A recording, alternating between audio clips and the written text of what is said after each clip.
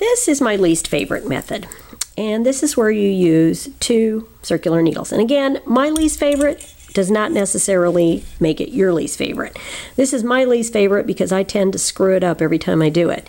In this method, you have half the stitches on one circular needle and half the stitches on another. And believe me, you want to use shorter needles if you can. These might be a little too short. Also, if you can have something that makes the needles different, unfortunately, the only ones at my local yarn store, Magpie Yarns, there had been a run on this size, and she only had 16 and the 30. So I'm going to make do. The problem is that when you have these 4 needles hanging around, sometimes you grab the wrong one, and you can really get your stitches all cattywampus if you do that. Now, the basic premise of this one is that you work half the sock on these, half the sock on those, and you keep them separate.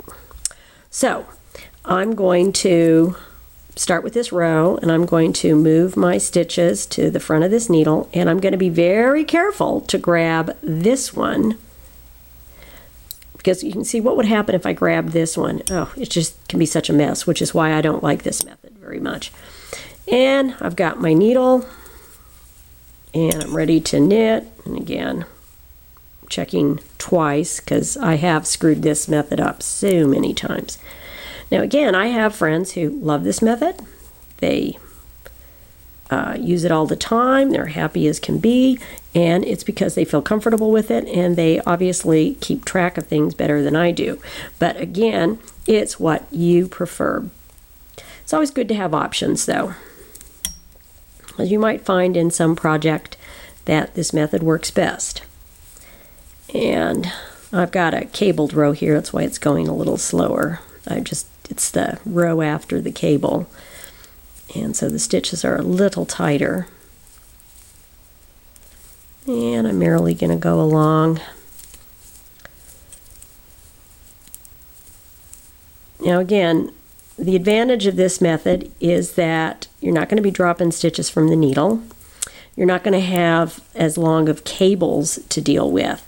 The disadvantage is that if you grab the wrong needle, you can really get yourself in a kind of a infinity scarf mode where you have to backtrack. Now, as with all the other methods, this method, you're going to have ladders if you don't take care.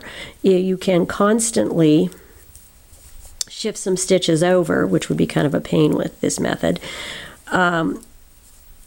or just really work tight when you're transitioning from needle to needle. The other thing that works for me sometimes is if I work the stitches at the join, say this one, I reverse it around, and that tightens it up a bit. Now I'm ready to grab this one and work the rest of my stitches on this needle. And I'm not going to do any more because it's basically the same thing. And those are the techniques that you have when you're doing a sock or a mitten.